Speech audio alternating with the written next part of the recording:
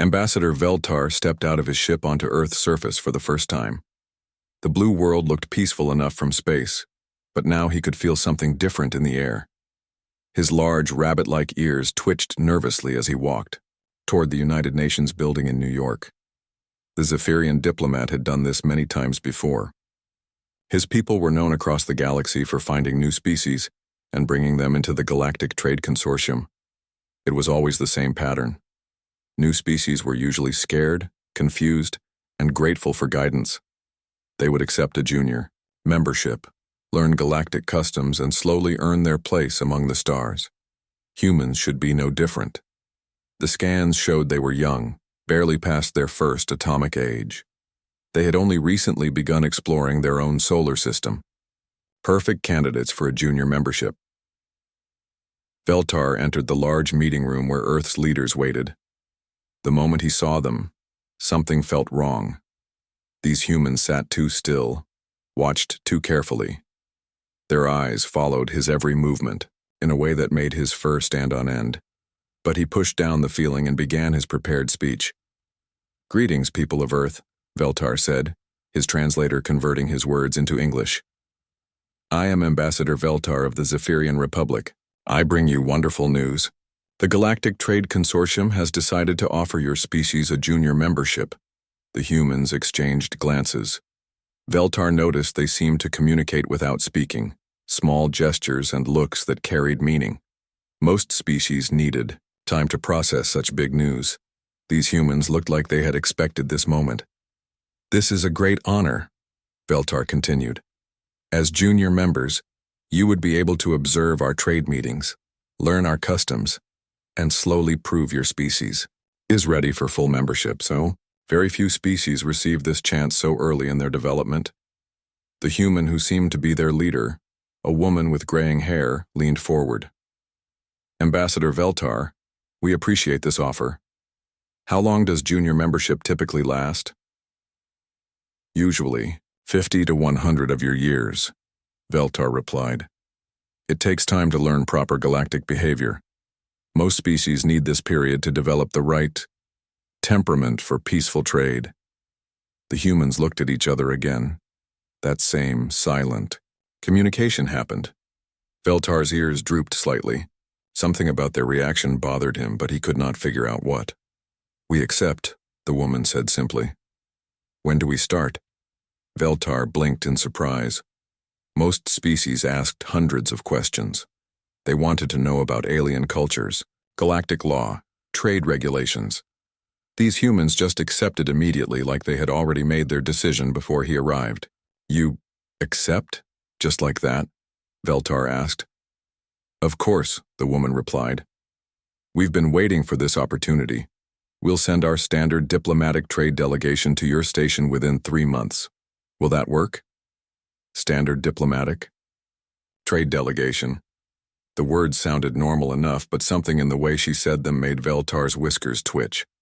He had met many species' standard delegations. They usually consisted of nervous scholars, timid merchants, and confused government officials who spent most of their time apologizing for not understanding galactic customs. "That would be acceptable," Veltar said slowly. "Your delegation will be housed in our newcomer wing alongside other junior member species. They will attend basic cultural exchange sessions and observe trade meetings. Very simple, very safe." The woman smiled. Veltar had studied human expressions before coming here, but this smile made him uncomfortable. It showed too many teeth, and those teeth looked sharper than they should be. "Perfect," she said. "Our people are very excited about this opportunity. We've prepared extensively for first contact. Our delegation will be ready to make a strong first impression." After the meeting ended, Veltar returned to his ship feeling unsettled. He sent a message back to Consortium Station Alpha, confirming that Earth had accepted junior membership and would be sending representatives soon. He mentioned nothing about his strange feelings. After all, what could possibly go wrong with another herbivorous species joining their peaceful trade organization? 3 months later, Veltar stood in the docking bay of Consortium Station Alpha, waiting to greet the human delegation. Around him, other aliens had gathered to see the newcomers, The rabbit-like cottidae huddled together, their noses twitching with curiosity. The deer-like Servani stood tall, their large eyes bright with interest. Everyone expected to see the usual collection of nervous aliens stumbling off their ship. The human vessel docked smoothly, far more smoothly than most newcomers managed. The airlock opened with a soft hiss, and the human delegation stepped out. Veltar felt every instinct in his body scream at once. 4 humans walked into the docking bay wearing dark, perfectly fitted suits. They moved with a fluid grace that seemed wrong, too coordinated, too aware. The woman in front had steel gray hair and sharp blue eyes that swept across the assembled aliens like she was counting them. Behind her, 3 others spread out slightly, not crowding together like most nervous species did. The cottidae immediately pressed against the far wall, their ears flat against their heads. Several Servani took steps backward, their legs trembling. Other species in the docking bay found reasons to leave quickly. The lead human walked straight to Veltar, her heels clicking against the metal floor in a steady rhythm. She stopped exactly, the right distance away, not too close, not too far. Her smile was polite and professional, but those teeth were definitely too sharp. "Ambassador Veltar," she said, extending her hand in what Veltar knew was a human greeting gesture. "I'm Director Helen Martinez. Thank you for welcoming us to the consortium. We're very eager to begin working with everyone here."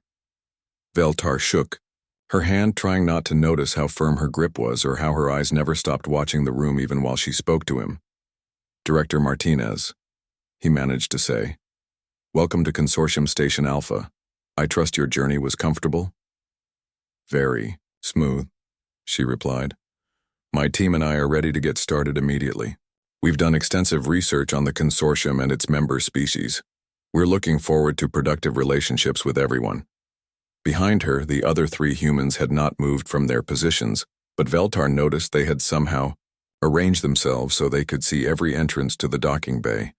One of them, a tall man with calm brown eyes, was studying the station's layout displayed on a nearby screen. "Excellent," Veltar said, though his voice came out higher than usual. "Let me show you to your quarters. You'll be staying in our newcomer wing with the other junior member species." Director Martinez nodded. "Perfect. We're always interested in meeting new friends." As they walked through the station's corridors, Veltar tried to convince himself that everything was normal. But he could not shake the feeling that Earth had not sent envoys at all. They had sent something else entirely. Something that walked in business suits and smiled with too many teeth. Something that made every prey instinct in the galaxy whisper the same urgent message: run. The newcomer wing of Consortium Station Alpha had been designed for comfort and safety. Soft lighting, rounded corners, and plenty of open space helped nervous species feel at ease during their adjustment period. The humans' quarters were right, next to the Cottidae delegation, and across the hall from the Servani representatives. Within hours of the humans' arrival, the Cottidae had begun emergency modifications to their living space. The rabbit-like aliens worked frantically through the night, using their natural digging instincts to create a maze of tunnels and hidden chambers inside their walls. By morning, their quarters looked like an underground fortress. The Servani took a different approach. They had pushed all their furniture against the walls and created clear sight lines to every exit. They took turns standing watch, their large ears constantly moving to catch any sound from the human quarters across the hall. Director Martinez and her team seemed unaware of the panic they had caused. They unpacked their belongings with calm efficiency, set up what looked like a small office, and requested a meeting with station administration to discuss their schedule. Dr. Richard Barnes, the team's economist, spent his first morning reading through decades of consortium trade records. He made neat notes in a small book, occasionally nodding to himself like he was confirming something he already suspected. Susan Walsh, their legal advisor, had somehow obtained copies of every trade agreement, treaty, and legal precedent in consortium history. She read through them at an impossible speed, her green eyes scanning page after page without pause. Captain Jake Morrison, their security chief, took what he called a casual walk around the station. His walk happened to include every security checkpoint, emergency station, and strategic choke point on all 7 levels. He smiled and nodded politely to everyone he met, but his brown eyes cataloged everything he saw. Station Commander Thrixnell, a large slug-like being, called Veltar to his office that afternoon. "What exactly did you bring us?" the commander asked, his eye stalks waving nervously. "A human delegation," Veltar replied, though he did not sound convinced. "Just like any other junior member species. Junior member species do not make the Cottidae build underground bunkers," Thrixnell pointed out. "And they certainly do not make my security staff request transfers to other stations." Before Veltar could respond, his communicator buzzed. "Director." Martinez was requesting permission to hold what she called team-building exercises in one of the station's recreational areas. Thrixnell approved the request without thinking much about it. Every species had their own cultural practices. How dangerous could human team-building be? The next morning, half the station gathered to watch the humans' cultural demonstration. The recreational area had been transformed into what the humans called a paintball course. They had somehow created artificial cover, obstacles, and hiding spots throughout the large room. The 4 humans stood at one end of the course, wearing dark clothing and carrying weapons that Veltar hoped only fired paint. Director Martinez addressed the watching crowd with a pleasant smile. "This is a typical human recreational activity," she explained. "It helps us stay sharp and work together as a team. Today we'll demonstrate basic tactical movement and objective-based strategy." The humans split into 2 teams, Martinez and Barnes on one side, Walsh and Morrison on the other. A buzzer sounded, and they disappeared into the artificial environment, like they had simply vanished. For several minutes, nothing happened. The watching aliens began to wonder if the humans had gotten lost or confused. Then the sound started. Quick footsteps. Soft communications in codes the translator could not understand.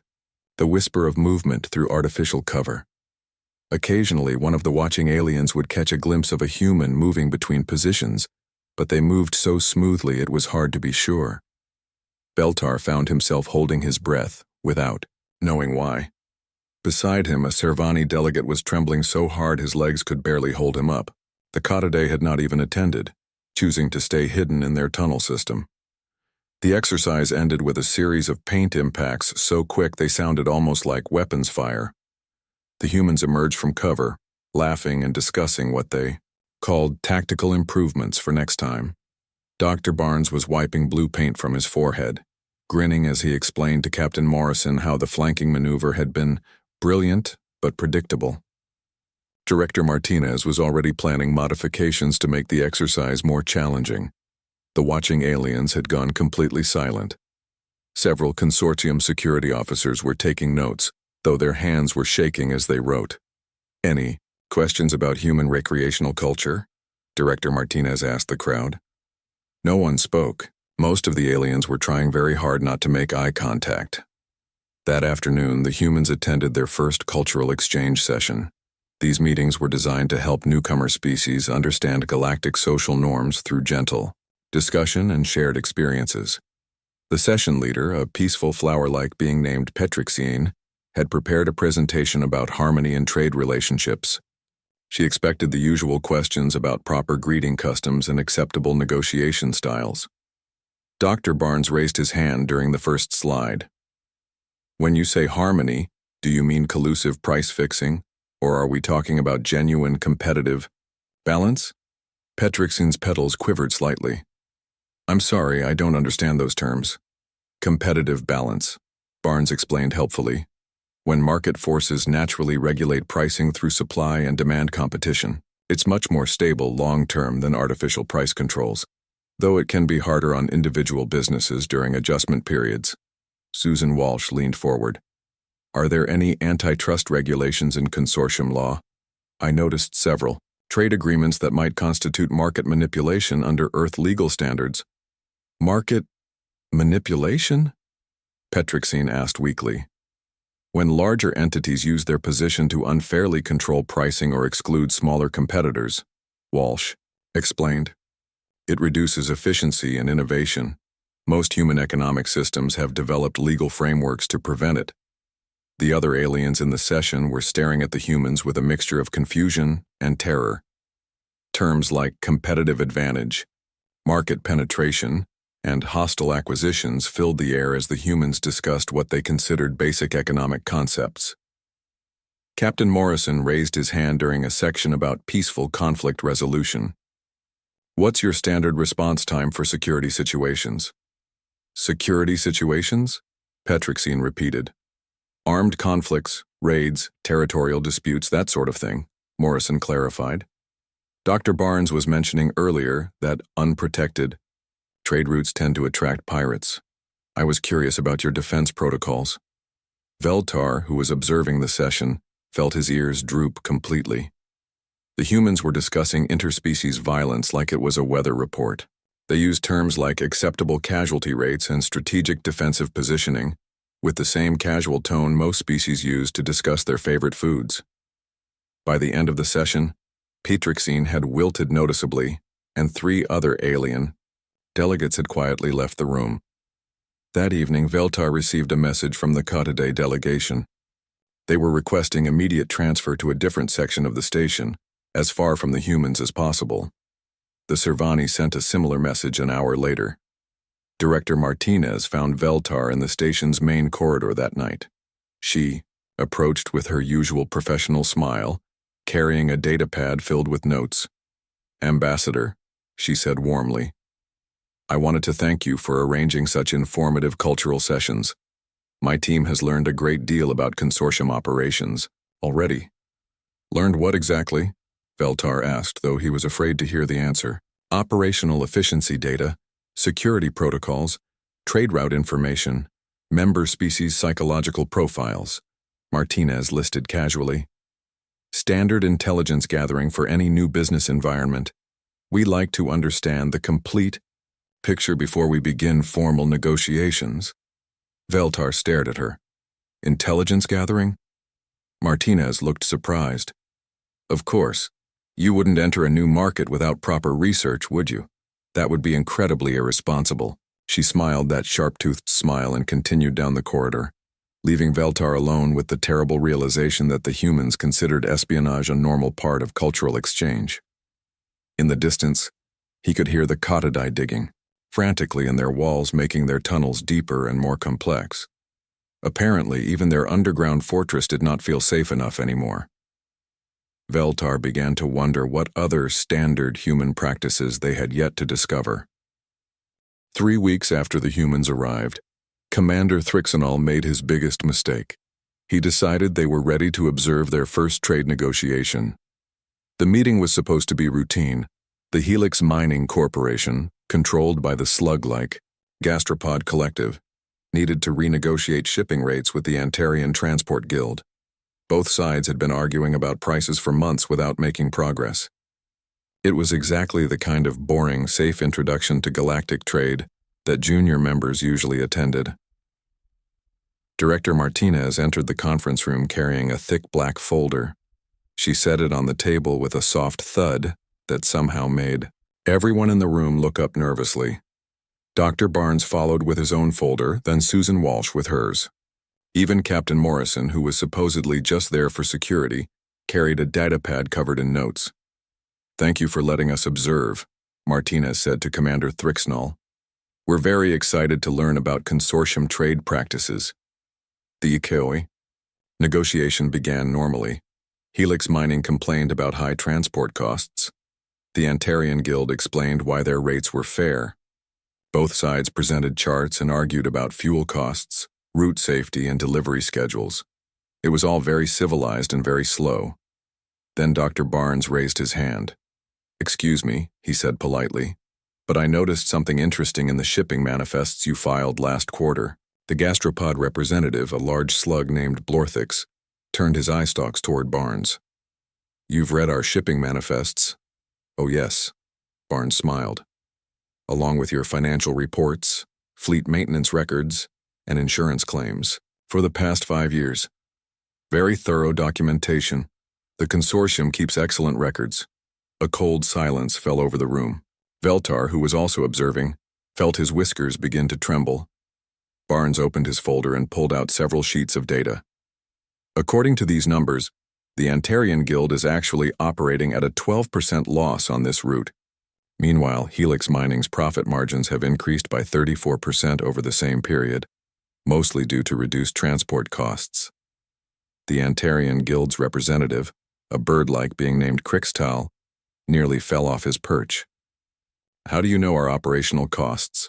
"Public records," Susan Walsh answered, opening her own folder. "Cross-referenced with insurance filings, maintenance schedules, and personnel records. Basic due diligence for any business analysis." "Director?" Martinez leaned forward slightly. "The interesting part is that both sides are arguing about the wrong numbers. You're fighting over shipping rates when the real issue is route efficiency." She placed a map on the table. Veltar saw that it showed every trade route in this sector, color-coded and marked with detailed notes.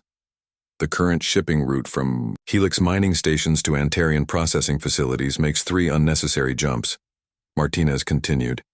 "These extra stops add 47% to travel time and fuel costs.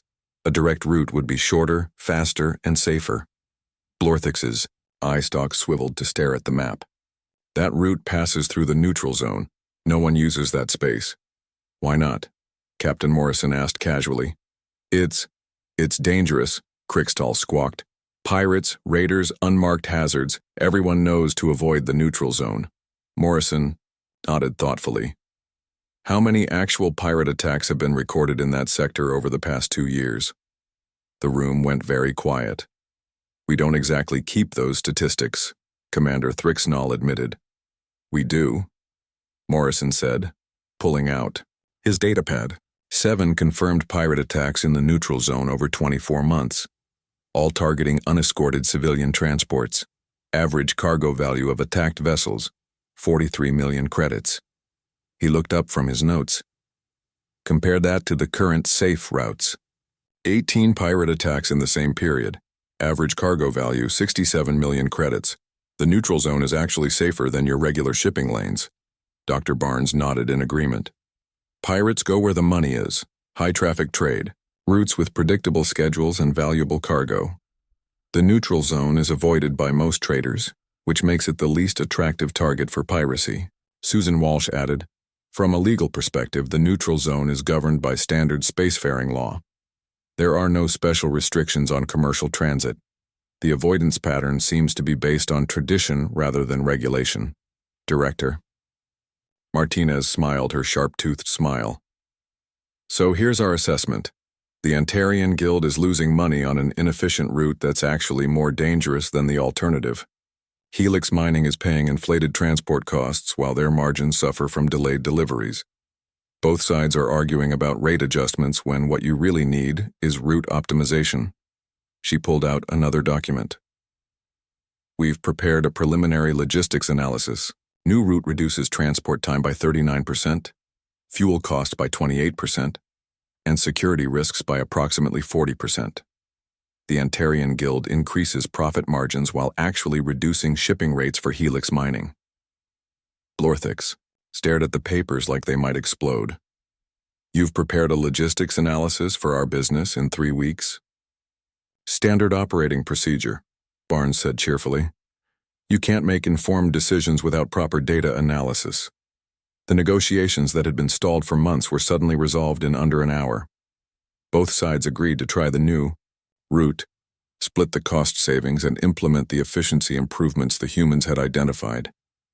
After the meeting ended, Commander Thrixnall cornered Veltar in the hallway.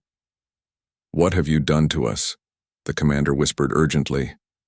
"I don't understand," Veltar replied, though his ears were flat against his head. "They solved in 20 minutes what we've been struggling with for months," Thrixnall said. "They had detailed intelligence on both companies, complete route analysis, and security assessments prepared before they even attended the meeting. Maybe they're just efficient," Veltar suggested weakly. "Efficient?" Thrixnall's eye stalks waved frantically. They knew operational details that the company's own executives don't track. They had security data that our own defense forces haven't compiled. This isn't efficiency, Veltar. This is something else entirely. That evening, Director Martinez requested a private meeting with Commander Thrixnall. She arrived at his office alone, carrying yet another folder. "Commander," she said, settling into a chair that suddenly looked too small for her presence. "My team has completed our preliminary assessment of consortium operations. We have some recommendations." Thrixnall's eye stalks drooped. "Recommendations?" Martinez opened her folder and pulled out what looked like a comprehensive report. "The consortium has tremendous potential, but there are some efficiency issues that could be addressed relatively easily." She placed several charts on his desk. Trade volume is limited by route inefficiencies, outdated security protocols, and what appears to be a general reluctance to optimize existing systems.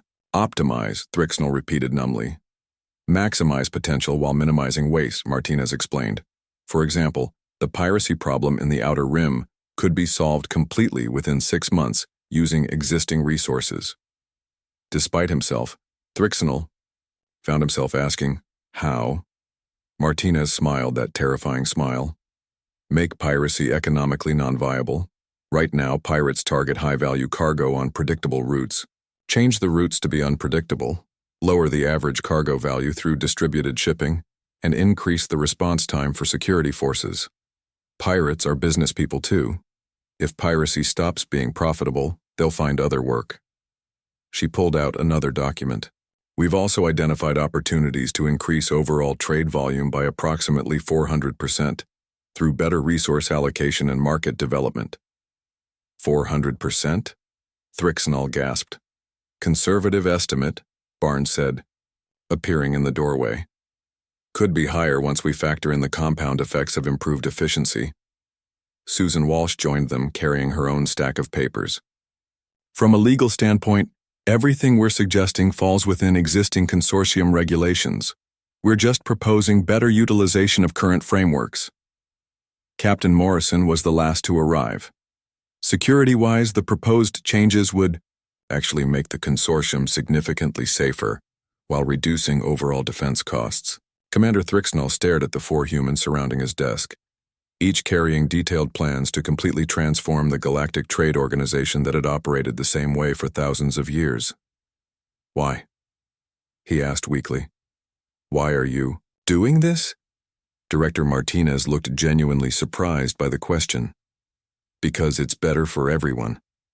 Successful partnerships benefit all parties involved. When the consortium prospers, member species prosper. When member species prosper, trade volume increases. When trade volume increases, everyone makes more money." She paused, then added, "It's just good business." As the humans left his office, carrying their folders full of plans that would reshape galactic commerce, Commander Thrixnall realized that Veltar had been wrong. Earth had not sent envoys to join the galactic community. They had sent apex predators who had somehow learned that cooperation was simply a more efficient form of hunting. The emergency alarm on Consortium Station Alpha had never been used for anything more serious than a minor technical malfunction. When it started blaring at 0347 station time, most aliens assumed it was a drill. Commander Thrixnall slithered to the command center as fast as his slug-like body could carry him. The duty officer, a nervous Servani named Prexith, was staring at the sensor displays with wide, terrified eyes.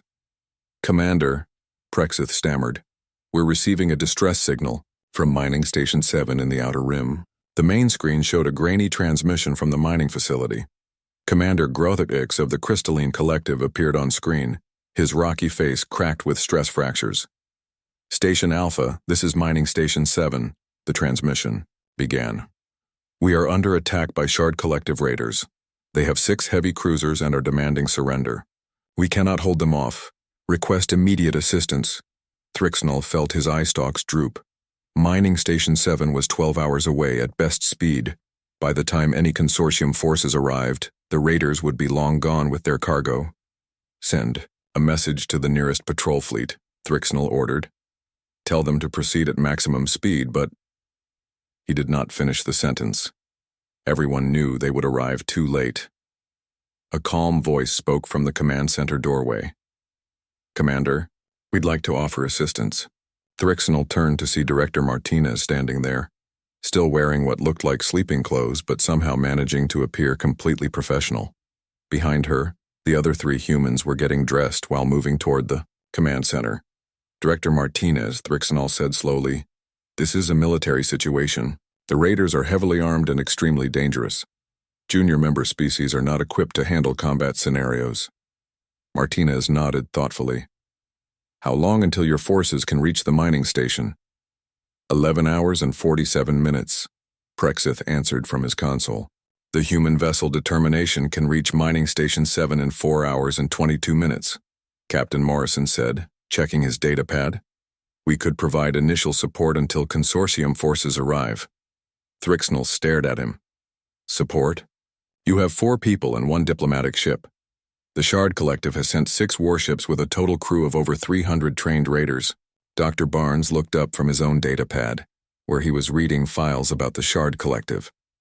Actually, based on historical attack patterns, they probably only have skeleton crews on most ships.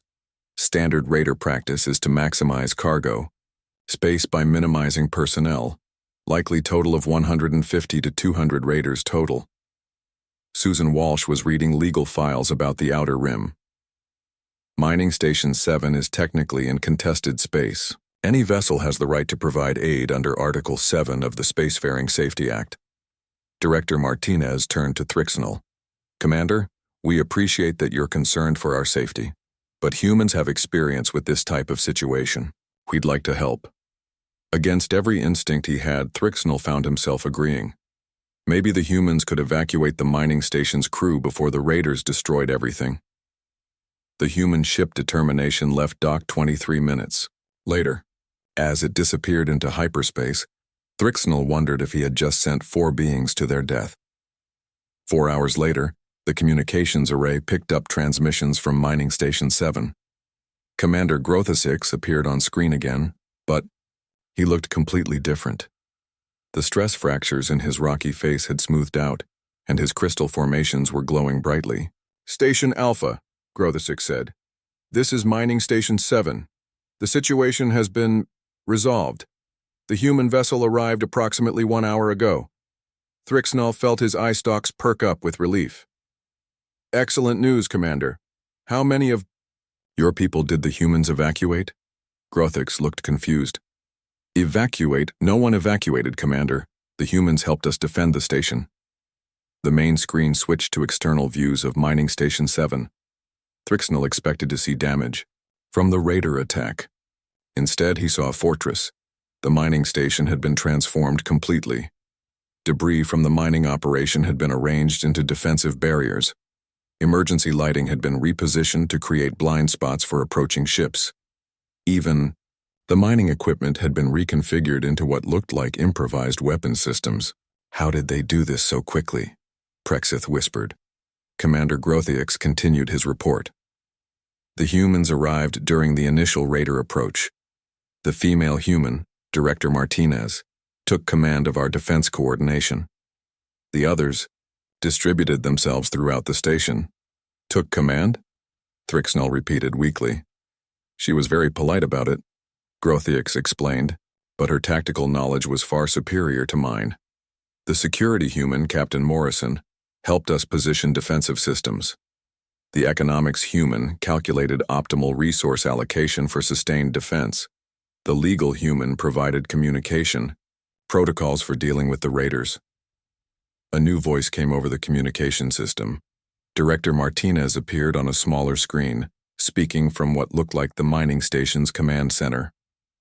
"Commander Thrixnel," she said with her usual professional smile. "I wanted to give you a quick update. The situation is under control, but we'll need to stay until consortium forces arrive to ensure station security." "Where are the raiders?" Thrixnel asked. Martinez's expression became somehow sharper. "The Shard Collective ships are currently in full retreat. They lost 3 vessels and suffered significant crew casualties. The remaining ships are fleeing toward the Galactic Rim." "They're fleeing?" Thrixnel could not believe what he was hearing. 6 heavy cruisers fled from one mining station? "Not exactly fled," Captain Morrison's voice added from somewhere off-screen. More like retreated after reassessing the tactical situation.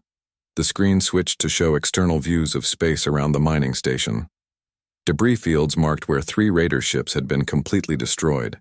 The wreckage was spread across several thousand kilometers, suggesting the ships had been torn apart rather than simply disabled. Dr. Barnes appeared on screen, looking slightly dirty but cheerful. The Shard Collective's attack strategy was based on overwhelming a lightly defended target. When faced with coordinated resistance and superior tactical positioning, their cost-benefit analysis shifted dramatically. Susan Walsh's voice added, "We also broadcast detailed legal consequences for attacking a defended position under Outer Rim jurisdiction. The remaining raiders chose to avoid potential war crimes charges." Thrixinol stared at the screen showing the transformed mining station, the debris fields, and the 4 humans who had somehow turned a hopeless defense into a devastating victory. "How?" he asked simply. Director Martinez appeared to consider the question carefully. "Commander, I think there might be some things about human nature that weren't clear during our initial cultural exchanges." She paused, then continued. "On Earth, humans are what we call apex predators. We evolved as pack hunters who could coordinate complex strategies, adapt to any environment, and outlast any prey. But we developed beyond simple hunting. We learned to use tools, build societies, and eventually channel our predatory instincts into other activities." "Other activities," Thrixinol repeated.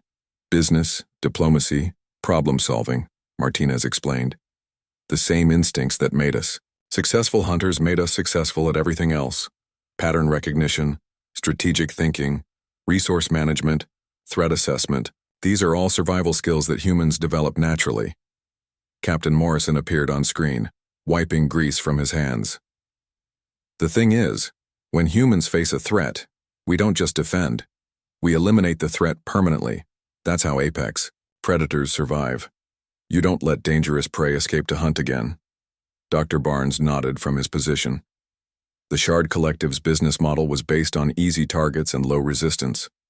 By demonstrating that raiding this sector would result in significant losses rather than easy profits, we've changed their economic incentives. They'll look for easier targets elsewhere, Susan Walsh added. "It's simply more cost-effective than fighting defended positions." Director Martinez looked directly into the camera. "Commander, humans don't abandon their allies when faced with superior numbers. We stack the odds in our favor through preparation, coordination, and superior strategy. Then we win." As the communication ended and Thrixinol stared at the screens showing the aftermath of what should have been a massacre, he finally understood what Earth had sent to the consortium. They had not sent diplomats who could fight. They had sent fighters who had learned to use diplomacy as their most effective weapon. But when diplomacy failed, the apex predators were still there, wearing business suits and smiling with sharp teeth. Veltar appeared beside Thrixinol, looking at the same displays. "I think we may have made a serious miscalculation," the ambassador said quietly. "About what?" Thrixinol asked. "We thought we were inviting them to join us," Veltar replied. "But I think they've been managing us from the moment they arrived." On the screen, Director Martinez was coordinating cleanup operations with the same calm efficiency she used in trade negotiations, while Captain Morrison discussed defensive improvements with mining station personnel who looked at him like he had personally moved stars to protect them. 6 months after the humans arrived at Consortium Station Alpha, Veltar stood in the same docking bay where he had first met them. Everything looked the same, but everything was different. The station was busier now, much busier. Ships that had never visited before were docked at every available port. The Kataday delegation had emerged from their tunnel system and were now running what they called rapid logistics coordination for the increased trade traffic. The Servani had become security consultants, their natural alertness perfectly suited for monitoring the expanded operations. Even the Gastropod Collective, who had been struggling with transport costs for years, were now operating the most efficient shipping network in 3 sectors. Veltar was no longer just watching these changes. As the humans had politely suggested, he was now coordinating cultural integration initiatives, a fancy title that meant he helped other species understand why human methods worked so well. A soft chime announced the arrival of another ship. Veltar looked up to see a sleek vessel with markings he had never seen before. As he watched, a delegation of tall, elegant beings emerged. They moved with nervous grace, their large eyes scanning the docking bay carefully. "Ambassador Veltar," a voice said behind him, "I'd like you to meet our newest potential members." Veltar turned to see Director Martinez approaching, wearing another perfectly tailored business suit. She looked exactly the same as the day she arrived, but her position had changed considerably. Her official title was now Director of Strategic Development, which seemed to mean she ran everything important on the station. "Director?" Veltar said, nodding politely. "Another species interested in joining the consortium?" "The Luminary Republic," Martinez replied, watching the newcomers with calm interest. "They've heard about our recent success with trade volume improvements and want to learn more." Trade volume improvements. That was one way to describe what had happened. The consortium's trade operations had increased by 412% in 6 months. Piracy in the Outer Rim had dropped to 0 after the Shard Collective incident. 3 previously unknown species had requested membership after hearing about the dramatic improvements in galactic commerce. Dr. Barnes approached from the opposite direction, carrying his usual folder of analysis data. "The Luminari have interesting economic patterns," he said to Martinez. "Centralized resource management, but with decentralized distribution networks. Very efficient for their current scale, but they'll need structural adjustments for galactic-level operations." Susan Walsh appeared next, as if she had been waiting nearby. "I've reviewed their legal frameworks, mostly compatible with consortium regulations, though there are some interesting precedents about territorial sovereignty that could be useful for future negotiations." Captain Morrison was the last to join them, though Veltar had not seen him coming. The human security chief had developed an unsettling ability to appear wherever he needed to be, without anyone noticing his approach. "The Luminari delegation includes their defense minister," Morrison noted. "They're probably concerned about security during the transition to galactic trade. Standard newcomer anxiety about pirates and raiders." Director Martinez nodded thoughtfully. "Ambassador Veltar, would you mind handling the initial welcome? The Luminari might feel more comfortable with formal consortium protocols before we begin discussions." Veltar agreed and approached the newcomer delegation. Their leader, a tall female with luminous skin, greeted him with careful politeness. "I am Ambassador Luxandra of the Luminary Republic," she said. "We have come to learn about joining your galactic trade consortium." As Veltar led them through the station's corridors, he found himself giving a very different tour than he had provided 6 months ago. The newcomer wing was still there, but now it was called the Integration Center and included advanced training facilities, economic development offices, and something called Strategic Partnership Coordination.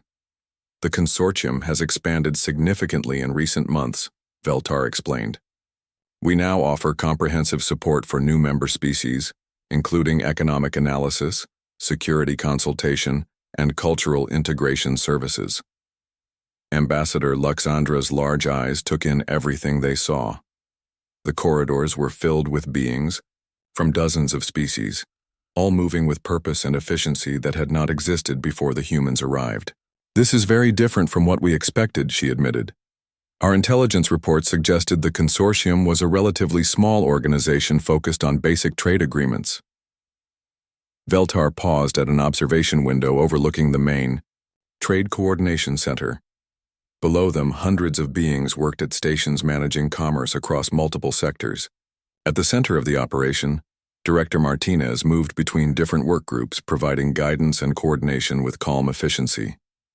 "The consortium has undergone what you might call strategic development," Veltar said carefully. "We discovered that our previous methods, while traditional, were not optimal for modern galactic commerce." That evening, the Luminari delegation attended their first cultural exchange session. The sessions were still held in the same room, but Petrixine, the flower being, had been joined by what was now called the Integration Support Team. Dr. Barnes began the presentation with an economic overview that would have terrified aliens 6 months ago, but which had somehow become routine. He explained concepts like market optimization, resource efficiency, and competitive advantage with charts and graphs that made everything sound perfectly reasonable.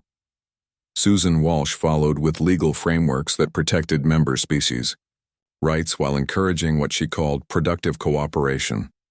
Her explanations of trade law and commercial regulations were so clear and logical that even the most complex concepts seemed obvious.